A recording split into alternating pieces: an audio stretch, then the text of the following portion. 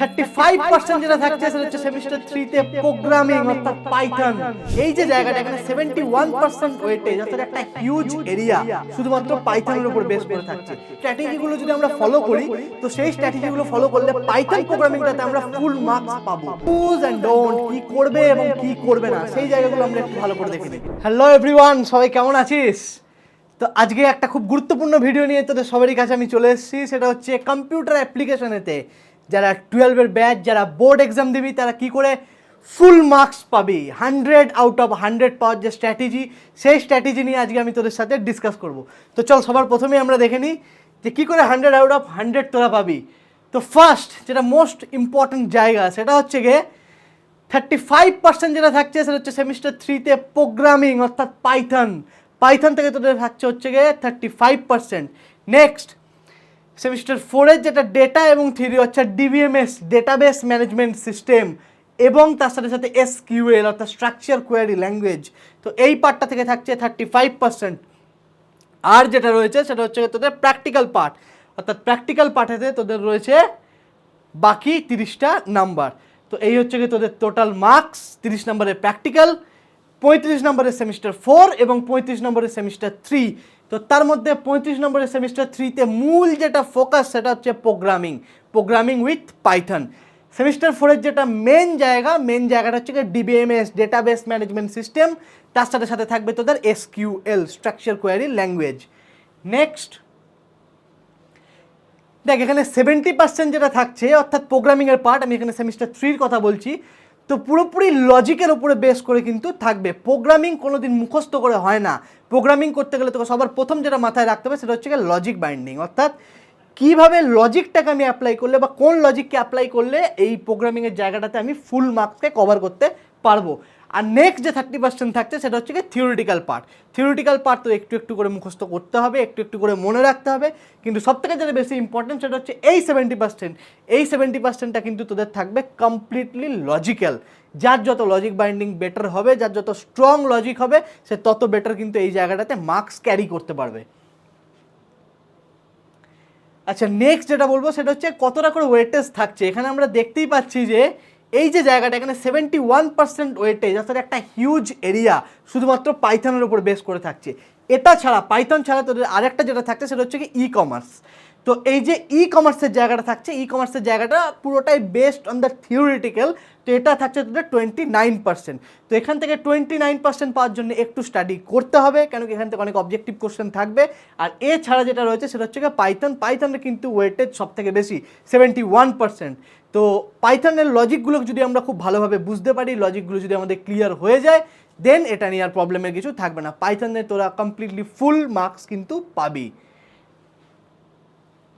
আচ্ছা, আমরা নেক্সট চলে আসি যে কি স্ট্র্যাটেজি, কোন স্ট্র্যাটেজিগুলো যদি আমরা ফলো করি তো সেই স্ট্র্যাটেজিগুলো ফলো করলে পাইথন প্রোগ্রামিংটাতে আমরা ফুল মার্কস পাবো। তার মধ্যে সবার প্রথমেই যেটা থাকছে সেটা হচ্ছে বেসিক ফ্লো অফ কন্ট্রোল, অর্থাৎ ইফ এলস, এই যে কন্ডিশনাল পার্টগুলো, লুপ, এই যাবতীয় পার্ট, এই পার্টগুলোকে কিন্তু কমপ্লিটলি ক্লিয়ার করতে হবে। যার যত লজিক বেটার হবে সে তত ভালো কিন্তু কোড লিখতে পারবে। আর হ্যাঁ, কোড মুখস্থ করে হয় না, মুখস্থ করা যাবে না। নেক্সট ডেটা স্ট্রাকচার, অর্থাৎ ডেটাকে আমরা কীভাবে ওয়েল অর্গানাইজ করবো, এর এগেনস্টে কিছু ইনবিল্ট ফাংশন আছে, যেমন push function, pop function, append, insert, তো এগুলো লিস্ট রিগার্ডিং কিছু ফাংশন। তো এই ফাংশনগুলোকে যদি আমরা ক্লিয়ার করে নিই, ডেটা স্ট্রাকচারটাকে ক্লিয়ার করে নিই, দেন আমাদের অনেকটা পার্ট কিন্তু পাইথনের কভার হয়ে যাবে। নেক্সট যে জায়গাটা থাকছে সেটা হচ্ছে মডিউল অর্থাৎ ফাংশন। পাইথনে কী কী ইনবিল্ট ফাংশন রয়েছে বা কোন কোন মডিউল রয়েছে, যেমন ম্যাথ একটা মডিউল, সেটাকে আমরা কীভাবে ইম্পোর্ট করব, ইম্পোর্ট করে ম্যাথের ভেতরে, ম্যাথ মডিউলের ভেতরে যে ফাংশনগুলো রয়েছে ইনবিল্ট ফাংশন, সেগুলোকে আমরা কী করে ইউজ করব, এই পার্টগুলোর উপর আমাদেরকে ফোকাস করতে হবে। আর সবার লাস্ট যেটা থাকছে সেটা হচ্ছে গিয়ে ফাংশন মানে ইনবিল্ট ফাংশন, তার সাথে সাথে user defined function. Inbuilt function যেগুলো অলরেডি বানিয়ে রাখা আছে সেগুলো আমাদেরকে জানতে হবে। তার সাথে সাথে যেটা থাকবে সেটা হচ্ছে ইউজার ডিফাইন্ড ফাংশন, মানে আমি অ্যাজ এ ইউজার আমি একটা ফাংশনকে বানাচ্ছি আমার নিজের কাজকে ইজি করার জন্য, যাতে সেই পার্টিকুলার ফাংশনটাকে আমি পরবর্তীকালে ইউজ করতে পারি। তো এই দুটো জায়গা, ফাংশন, মডিউল, তার সঙ্গে সঙ্গে ডেটা স্ট্রাকচার এবং বেসিক ফ্লো অফ কন্ট্রোল, এই চারটে জায়গা যদি তোদের ক্লিয়ার হয়ে যায় 100% পাইথন থেকে ফুল মার্কস পাওয়ার একটা প্রবাবিলিটি থাকবে। নেক্সট আমরা চলে আসি ই কমার্সের যে জায়গাটা রয়েছে, ই কমার্সের জায়গাটাতে কী করে তোরা ফুল মার্কস পাবি। তো তো ফার্স্ট এখানে যেটা রয়েছে সেটা হচ্ছে গিয়ে এই যে ব্যাপারগুলো, যেমন B2B অর্থাৎ business to business, B2C business to client, তো এই জায়গাগুলো সম্পর্কে আমাদের জানতে হবে, এদের যে ডিফারেন্সিয়েশন সেই ডিফারেন্সিয়েশনগুলোকে আমাদের একটু দেখতে হবে। তার সাথে ইন্টারনেট বনাম ইন্ট্রানেট, এক্সট্রানেট, এই জিনিসগুলো কি, এই পার্টিকুলার টপিকগুলো কিন্তু আমাদের ই কমার্সের পার্টটাতে ক্লিয়ার করে নিতে হবে। নেক্সট যেটা থাকছে সেটা হচ্ছে গিয়ে পেমেন্ট সিস্টেম, ইউপিআই না, শুধুমাত্র ইউপিআই না, সব রকম যাবতীয় যে পেমেন্ট সিস্টেম, যে পেমেন্ট আর্কিটেকচার, ওই পার্টগুলোর উপরে বেস্ট করে কিন্তু এই পেমেন্ট সিস্টেম কাজ করে। তো আমাদের জানতে হবে যে ই কমার্সের সাথে আমরা কীভাবে পেমেন্ট সিস্টেমকে ইন্টিগ্রেট করতে পারবো, এই জায়গাটা। নেক্সট যেটা থাকছে সেটা হচ্ছে ইন্টারনেট মার্কেটিং। তো ইন্টারনেট মার্কেটিংয়ের যে প্রোজ রয়েছে, যে কনস রয়েছে, অর্থাৎ যে সুবিধা অসুবিধা, এই পার্টগুলো কিন্তু আমাদের ক্লিয়ার করে নিতে হবে। নেক্সট চলে আয় সেমিস্টার 3 আর সেমিস্টার 4, পার্টিকুলারলি একটা ছোট্ট কম্প্যারিজন দেওয়া আছে যে সেমিস্টার 3তে কোন জায়গাটা ফোকাস করতে হবে, সেমিস্টার 4এতে কোন জায়গাটা কভার করতে হবে। তো সেমিস্টার 3তে যে জায়গাটা রয়েছে এখানে মেন যে জায়গা সেটা হচ্ছে কোডিংয়ের সঙ্গে সঙ্গে যেটা থাকছে সেটা হচ্ছে লজিক বিল্ডিং। যে যত বেটার লজিক বিল্ডিং করতে পারবে তার পাইথনে তত বেশি ভালো মার্কস চলে আসবে। এছাড়া প্রতিদিন কোড লেখার অভ্যাস, ইয়েস এটা খুব ইম্পর্টেন্ট। প্রত্যেক দিন আমাকে পাইথন প্র্যাকটিস করতে হবে। এত বছর ধরে পড়ানোর পরেও কিন্তু আমি যে প্র্যাকটিস ছেড়ে দিয়েছি এটা নয়, আমাকে কন্টিনিউয়াসলি এভরিডে প্র্যাকটিস করতে হয়। তো তোরা তাই স্টার্ট করছিস, 100% এভরিডে প্র্যাকটিস করতে হবে, এটা খুব ইম্পর্টেন্ট। তা না হলে কিন্তু কোড লেখার আগে সব মাথা থেকে বেরিয়ে যাবে। নেক্সট যেটা থাকছে সেটা হচ্ছে গিয়ে সেমিস্টার 4-এর যে পার্টটা, অর্থাৎ আর্কিটেকচার এবং থিওরি, অর্থাৎ ডায়াগ্রাম খুব ভালো করে আঁকা তোদেরকে জানতে হবে এই পার্টটাতে। নেক্সট যেটা থাকছে সেটা হচ্ছে গিয়ে পয়েন্ট ভিত্তিক উত্তর, অর্থাৎ এসকিউএল, যেটা এসকিউএলতে বিভিন্ন রকমের কোয়ারি থাকে, স্ট্রাকচার কোয়ারি ল্যাঙ্গুয়েজেতে কোয়ারিকে পুট করে করে ডেটাকে ম্যানিপুলেশন করা হয়। তো এই কোয়ারিগুলো কীভাবে কাজ করছে এই পার্টগুলোর উপরেতে পার্টিকুলারলি আমাদেরকে ফোকাস করতে হবে, কারণ এই কোয়ারি থেকে অবজেক্টিভ কোশ্চেন থাকবে। তো যে যত বেশি এটাকেও প্র্যাকটিস করবে তো তত বেশি মার্কস গ্যাদার করতে পারবে। তো চলো আমরা নেক্সট চলে যাই। সেমিস্টার 4-এর যেটা থাকছে সেটা হচ্ছে ডেটা এবং এআইয়ের উপরে পার্টিকুলারলি ফোকাস করা হয়েছে সেমিস্টার 4-এতে। তো ডেটা এবং এআই এর মধ্যে কি রয়েছে, first DBMS, database management system, অর্থাৎ কমপ্লিটলি ডেটাবেস ম্যানেজমেন্ট সিস্টেমের যে লজিক ইঞ্জিন সেগুলো সম্পর্কে আমরা জানবো। নেক্সট যেটা থাকছে সেটা ডেটা ওয়্যারহাউসিং এবং ডেটা মাইনিং, খুব ইম্পর্টেন্ট একটা টপিক। এটা ছাড়া থাকছে হচ্ছে এআই, অর্থাৎ আর্টিফিশিয়াল ইন্টেলিজেন্সের মধ্যে অনেক ইম্পর্টেন্ট টপিক আছে, যেমন তার যে পার্টগুলো like neural network, neural language processing, এছাড়া রয়েছে সুপারভাইজ লার্নিং, আনসুপারভাইজ লার্নিং। তো এই জায়গাগুলোকে আমাদের কমপ্লিটলি ক্লিয়ার করে নিতে হবে। নেক্সট আমরা চলে আসছি যেটা সেটা হচ্ছে ডিবিএমএস এবং এসকিউএল। ডিবিএমএস এসকিউএল এর কনসেপ্ট ক্লিয়ার রাখতে হবে। ডিবিএমএস ডেটাবেস ম্যানেজমেন্ট সিস্টেমের মধ্যে যে জায়গাটা থাকবে সেটা হচ্ছে বেশিরভাগই থিওরিটিক্যাল এরিয়া, আর এসকিউএল যেটা থাকবে এসকিউএল হচ্ছে completely based on the coding. এসকিউএলতে আমাদের ঠিক পাইথনের মতো না, কিন্তু একটু অন্যরকম টাইপের কোড আমাদের লিখতে হবে, যে কোডটা দিয়ে আমরা ডেটাকে ম্যানিপুলেট করতে পারবো। ম্যানিপুলেট মিনস ডেটাকে ইনসার্ট করতে পারবো, ডেটাকে আপডেট করতে পারবো, ডেটাকে ফেচ করতে পারবো, ডেটাকে ডিলিট করতে পারবো। তো এই crude operation, create, read, update, delete, এই ক্রুড অপারেশনটাকে আমরা কমপ্লিটলি এখান থেকে দেখতে পাবো। নেক্সট ডেটা মাইনিং এবং এআই, এই জায়গাটাতে কি থাকছে, ডেটা মাইনিং যেটা রয়েছে, ডেটা মাইনিংয়েতে পার্টিকুলারলি আমাদের কিছু জায়গাতে ফোকাস করতে হবে, লাইক ডেটা ওয়্যারহাউস এবং ডেটা মডেলিং। ডেটা ওয়্যারহাউস এবং ডেটা মডেলিংয়ের উপরে যদি আমরা ফোকাস করি তো এই জায়গাটা অলমোস্ট অল ডান হয়ে যাবে।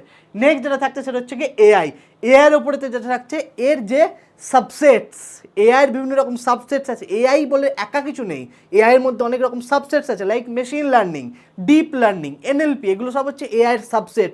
তো এই সাবসেটগুলোকে যদি আমরা ক্লিয়ার করে নিই তো এই জায়গা থেকে কিন্তু ফুল মার্কস ইজিলি পাওয়া যায়। নেক্সট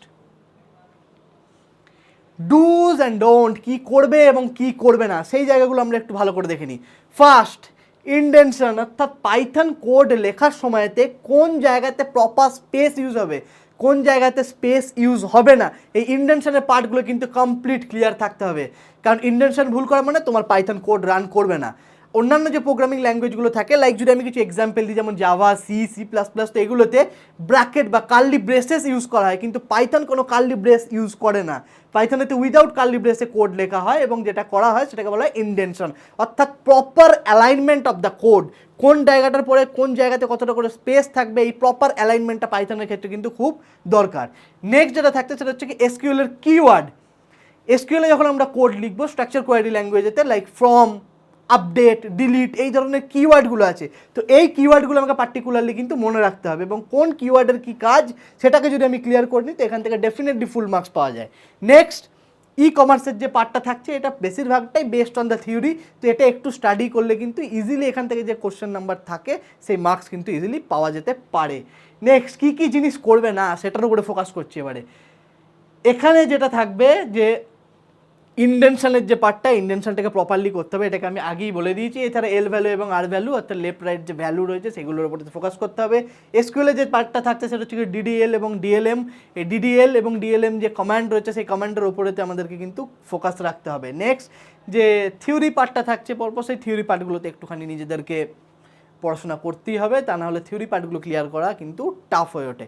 থিওরি পার্টগুলো যদি একটু আমি পড়াশোনা করি দেন এই সাবজেক্টে ফুল মার্কস পাওয়াটা কিন্তু খুব ইজিলি পাওয়া যায়। But it's not a tough thing যে এটা খুব হার্ড ব্যাপার, তা কখনোই নয়। কম্পিউটার অ্যাপ্লিকেশন এমন একটা সাবজেক্ট যেখানে ফুল মার্কস পাওয়া হচ্ছে সব থেকে ইজি জিনিস।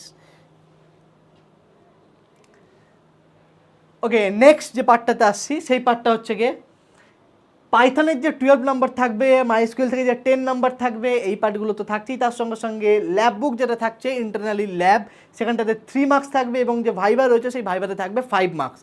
তো অলরেডি তো 5 এবং 3 এই মার্কসগুলো তো পাওয়া হয়েই যাবে। ফোকাস রাখতে হচ্ছে গিয়ে মাইএসকিউএলের 10 মার্কস এবং পাইথনের 12 মার্কস, এই দুটো জায়গাতে পার্টিকুলারলি খুব ভালো করে ফোকাস করতে হবে। আচ্ছা, নেক্সট যেটা রয়েছে সেখানে আমরা এই কমপ্লিটলি একটা রোড ম্যাপ একটু দেখে নিই। ফার্স্ট কি আমরা করব, ল্যাব বুক, অর্থাৎ ল্যাব বুক যেটা রয়েছে এখানে 3 নম্বর যেটা রয়েছে একদম 100% চোখ বন্ধ করে এই নাম্বারটা আমাদেরকে ক্যারি করতেই হবে। নেক্সট যেটা থাকতে সেটা হচ্ছে ডেলি কোড প্র্যাকটিস। এর আগেও আমি বলেছি প্রত্যেক দিন প্র্যাকটিস করতে হবে, প্র্যাকটিস না করলে পাইথন কিচ্ছু মনে থাকবে না। নেক্সট যে জায়গাটা থাকতে সেই জায়গাটা হচ্ছে কি এসকিউএল উইকেন্ডস, অর্থাৎ সপ্তাহে একবার করে এসকিউএল আমাকে প্র্যাকটিস করতেই হবে। আমি যদি এসকিউএল প্র্যাকটিস না করি কি ডিডিএল কি ডিএমএল সব মাথা থেকে বেরিয়ে যাবে, কোয়ারি লিখতে গিয়ে কিন্তু আটকে যাবে। নেক্সট যেটা থাকছে সেটা হচ্ছে গিয়ে মাইন্ড ম্যাপ, অর্থাৎ কোন পার্টটাকে থিওরিতে পড়ার সময় কোন জায়গাটাকে আগে পড়বো, কোন জায়গাটাকে কীভাবে মনে রাখবো, এর যে মাইন্ড ম্যাপ সেটা অবভিয়াসলি আমরা ক্রিয়েট করে দেবো। সেই মাইন্ড ম্যাপটাকে যদি মনে রাখতে পারা যায় তাহলে ইজিলি এই জায়গা থেকে কিন্তু মার্কস ক্যারি করা সম্ভব। ওকে, তো সবার প্রথম আমরা বলে রাখি কম্পিউটারেতে 100 পাওয়াটা কিন্তু কখনোই একটা বিরাট কিছু ড্রিম নয়। একটু যদি ঠিকঠাকভাবে স্টাডি করা যায় এবং লজিক্যালি পুরো জিনিসগুলোকে ব্রেনেতে অ্যাডজাস্ট করে নেওয়া যায় দেন এখানেতে মার্কস পাওয়া প্রচণ্ড ইজি। 35 ইজি, বাকি নাম্বার 30 যে নাম্বারটা থাকছে ওটা তো অলরেডি ইজিলি পাওয়া যায়। তো ফোকাসটা আমাদের ওই দুটোর উপরেই রাখতে হবে যে কী করে পাইথনের কোডগুলোকে আমরা কারেক্টলি লিখবো এবং তার সাথে সাথে এসকিউএলের প্রতি ফোকাস রাখবো। তো এই দুটো জায়গা যদি ক্লিয়ার করতে পারা যায় দেন খুব ইজিলি পাইথন এবং এসকিউএল ক্লিয়ার হবে, ফুল মার্কস চলে আসবে। তাই হোপ এই জিনিসগুলো তোমরা মনে রাখবে। So by.